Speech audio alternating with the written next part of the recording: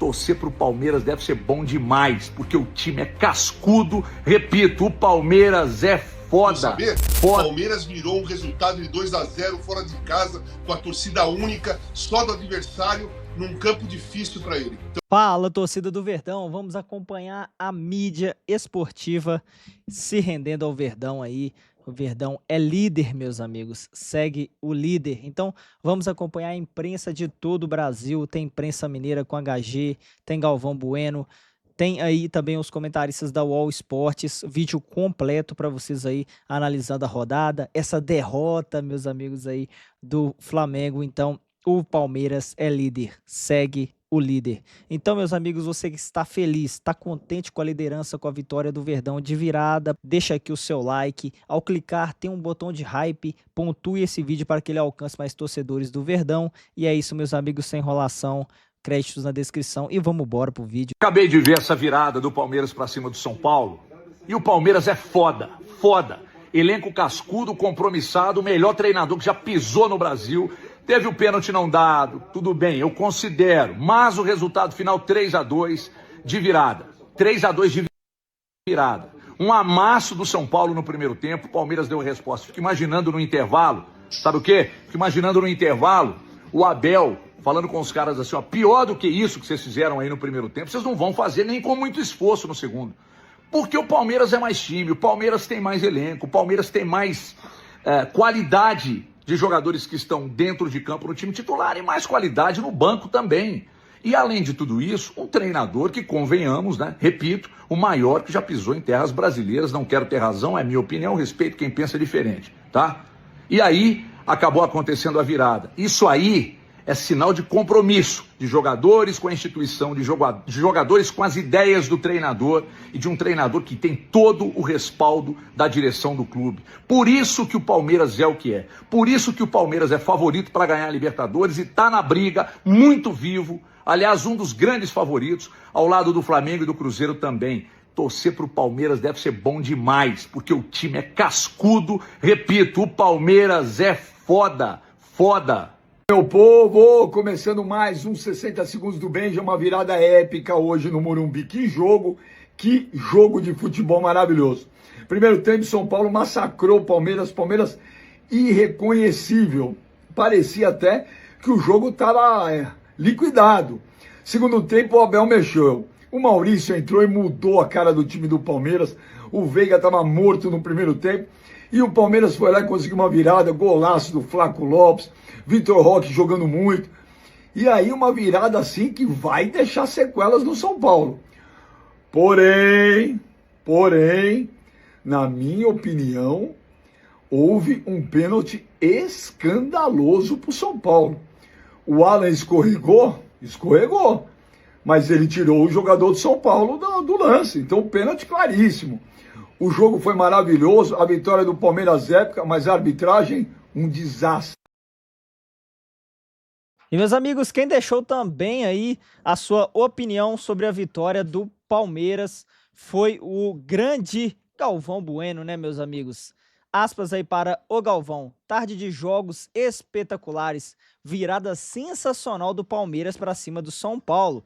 O tricolor sobrou no primeiro tempo, abriu 2-0 com Luciano e Tapia. Abel mexeu no time e o Verdão foi para cima depois do intervalo. O clássico pegou fogo, o São Paulo reclama de um pênalti muito polêmico que para mim existiu e não foi marcado pelo árbitro e pelo VAR, que poderia ter ficado 3-0. Então a dupla Flaco Roque funcionou mais uma vez buscando um empate. Sousa fez aos 43 o gol da virada. Tá aí, meus amigos, o Galvão se rendendo também aí ao Verdão. Com certeza aí as mexidas do Abel fizeram completamente a diferença para que o Verdão pudesse buscar aí a virada, né, meus amigos, aí no segundo tempo, principalmente aí a estrela de Sousa brilhando aí para que o Palmeiras conseguisse essa virada histórica. Obviamente, vamos falar muito desta derrota do Flamengo para o Bahia, 1-0, que mudou a tabela de classificação. O Palmeiras é o novo líder do Campeonato Brasileiro e a nossa enquete é a seguinte: quem foi o maior responsável por essa derrota do Flamengo? É o Felipe Luiz? É o Danilo que foi expulso? É o Williams José que marcou o gol para o Bahia ou é o Rogério Ceni que venceu pela primeira vez como técnico o Flamengo? O que você acha? Daqui a pouco a gente muda a enquete para saber a sua opinião sobre os erros de arbitragem dessa rodada. Muito boa noite, PVC, Fabiola Casagrande. Era dia para fechar a casinha, mandar todo mundo embora, sentar todo mundo e fazer, sabe, sei lá, nem sei, contratar outras pessoas, nem sei o que dá para fazer. Mas é assunto para daqui a pouquinho. Agora é hora de falar de Bahia 1, Flamengo 0, PVC. Bahia não vencia o Flamengo desde 2019. Foi a primeira derrota do Jorge Jesus como técnico no Campeonato Brasileiro. Tinha 12 desfalques. Claro que tem a expulsão do Danilo que muda o jogo. Eu achei a expulsão correta. Pode ter sido um pouco rigorosa, mas foi correta. Ele acertou a cabeça do Ademir. Vamos falar muito sobre tudo isso. A questão do choque rei a gente vai falar já também, que tem muita coisa para dizer. Mas qual que é o seu destaque da rodada? É sobre o Flamengo ou sobre o Palmeiras? Não, acho que é o líder. É o novo líder. O Palmeiras tem um jogo a menos, é o novo líder. Casão, seu destaque. Muito boa noite. Boa noite, Domi, PVC, Fabiola. Ô, PVC, esse jogo que o Bahia ganhou em 19 foi a estreia do Felipe Luiz, né? De lateral esquerdo. Que ele foi muito criticado, foi mal, não foi esse jogo? Foi 3-0? Foi 3-0. O Arthur arrebentou com o jogo. O Felipe Luiz entrou de lateral esquerdo, foi criticado, falou que estava fora de forma. Enfim, o meu destaque é o seguinte: o Palmeiras está com cara de campeão. O Palmeiras é o time a ser batido. Pela reação que teve, independentemente de ter sido pênalti ou não, para mim foi pênalti do Alan, tá? Foi pênalti do Alan. Ninguém sabe se ia ser gol ou não. O Palmeiras virou 2-0 do mesmo jeito, né? Porque ninguém sabe se alguém ia bater o pênalti, ia matar o jogo 3-0. Como não se sabe e é impossível saber, o Palmeiras virou um resultado de 2-0 fora de casa, com a torcida única, só do adversário, num campo difícil para ele. Então, para mim... Perfeito, Casão. Que análise do Casão, hein, galera? Deixa aqui a sua opinião se você concorda com o Casão, hein? O maior destaque da rodada, talvez o maior destaque do campeonato nos últimos tempos é o Palmeiras. Muito bom. Fabiola Andrade, muito boa noite. Seu destaque de hoje. Boa noite, amigos, Casão, PVC, Domi. Parabéns ao novo líder do Brasileirão. Palmeiras jogando apenas um tempo, 45 minutos, conseguiu a vitória histórica, sim. Só acho que seria mais legal se assumisse que fosse pênalti. Ia sair do Morumbi de cabeça erguida. Se assumisse que foi pênalti, ia ficar mais bonito para o líder do Campeonato Brasileiro. Daqui a pouquinho a gente vai mostrar aqui a explicação do Abel, que se enrolou um pouquinho e falou umas coisas que até foram verdades, mas faltou, né, eu acho, assumir realmente que o lance foi muito pênalti. Pode mandar aqui nos comentários a sua opinião sobre esse lance, daqui a pouco a gente vai mostrar lance a lance para debater certinho. Tem áudio de VAR também já aqui para você e muito mais. Mas vamos falar deste Bahia 1, Flamengo 0, com a expulsão do Danilo aos 12 minutos, que acertou o rosto do Thiago com o pé muito alto e recebeu o cartão vermelho direto. O PVC já adiantou aqui que achou justa. Não tem muito, né, como... Acho que nem ele, né, Casão, se revoltou porque sentiu que estava errado ali nesse momento, uma expulsão que mudou o jogo. O Bahia marcou o gol aos 44 do primeiro tempo, depois no segundo tempo ainda fez mais uma, estava impedido, impedimento justo, e terminou por isso mesmo, 1-0, com mais um jogador do Flamengo expulso, o Alacian, que entrou, ficou 10 minutos, já foi expulso, péssimo, tomou 2 amarelos, entrou muito nervoso, mas é assunto para daqui a pouquinho. O principal é a expulsão do Danilo, Casão. Então, isso aí foi determinante para o resultado, na minha opinião. 11 contra 11, o Flamengo poderia vencer a partida, como o Bahia também poderia vencer, mas com a expulsão do Danilo, ficou tudo mais fácil, entre aspas, para o Bahia. Um jogador a mais, um time técnico que toca a bola, apesar de um campo ruim, mas é um time que toca a bola. E eu vi muita gente assim, eu vi comentários, né? Pô, um jogador experiente como o Danilo não pode entrar numa jogada assim. Cara, o cara só entra numa jogada assim porque ele acha que vai chegar antes. Não é que ele fez fazer, não, eu vou levantar o pé e vou bater na cabeça do cara. Não, ele viu a jogada sendo rápida, ele girou, ele falou assim, eu acho que eu alcanço a bola antes do cara. Por isso que ele enfiou o pé lá. E aí o cara foi mais rápido, pegou, foi falta, tem que ser expulso. Mas o cara não faz, não existe isso. Um cara com a experiência que tem de Copa do Mundo não pode fazer isso. Cara, tem que raciocinar na hora de falar, na hora de analisar uma jogada, você tem que tentar se colocar no lugar do cara e raciocinar como ele. Alguém iria, sendo experiente ou não, levantar o pé de propósito para pegar a cabeça do atacante e ser expulso? Não. O cara só faz isso porque ele acha que vai chegar antes. Ele não calcula a velocidade, não dá tempo de calcular a velocidade do atacante com o movimento do cara. Então ele foi imprudente, ele poderia, ao invés de levantar o pé, começar a correr para apostar corrida com o atacante. Né? Ao invés de levantar o pé, sair correndo. Mas isso aí é decisão na hora.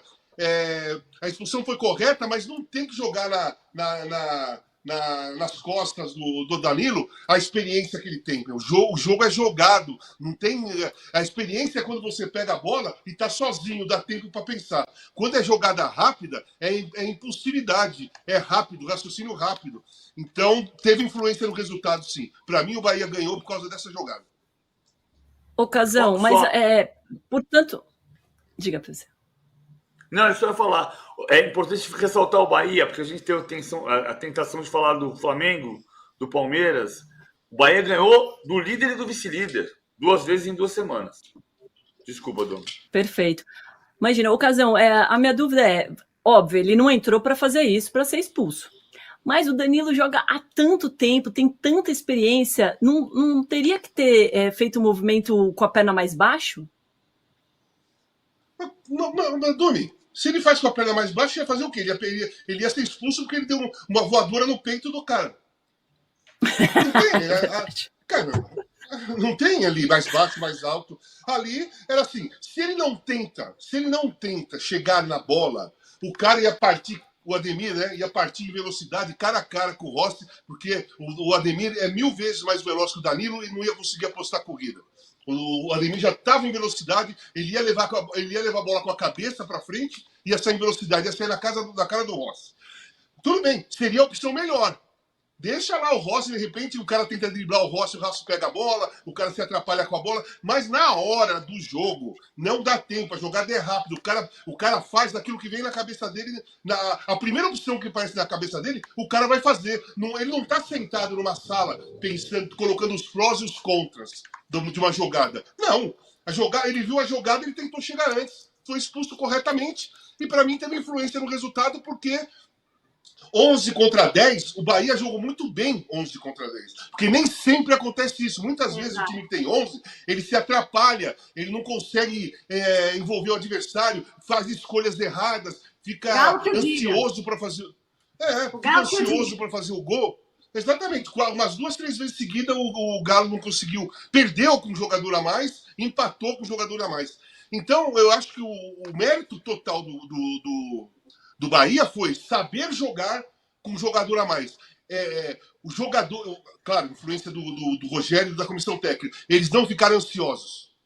Eles tocaram a bola com tranquilidade. Porque se fica ansioso, o Flamengo, mesmo com um jogador a menos, é muito forte, poderia ganhar a partida se o Bahia ficasse confuso ou ansioso. Muito bem, meus queridos, tá aí, ó. Vamos dar uma analisada aqui na classificação.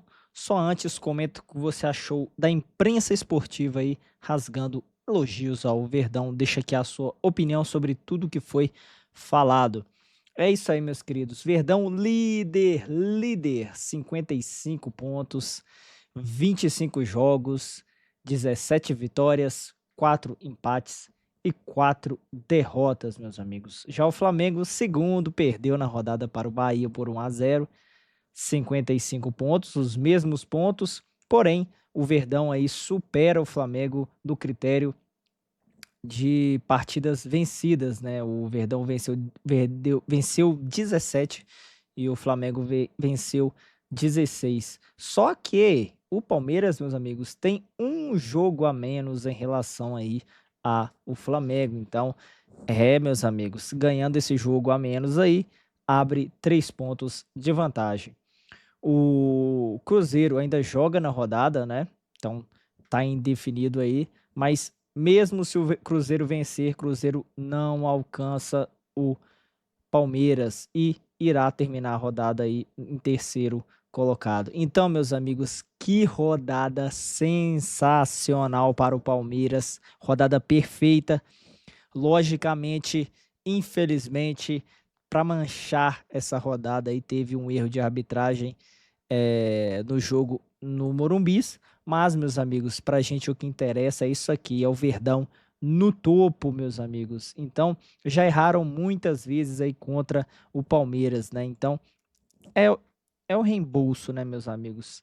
É isso aí, quero saber o seu palpite. Deixa aqui o seu comentário, a sua análise. Se você gosta desse tipo de conteúdo, tem um botão aqui abaixo de inscrever-se. Inscreva-se no canal Verdão React News para acompanhar sempre os melhores cortes das notícias do Palmeiras e análise da mídia esportiva falando do Verdão. Deixa aqui o seu comentário, se inscreva, deixa o like. Muito obrigado por ter assistido mais um vídeo, meu amigo, minha amiga palmeirense. Tamo junto e segue o líder.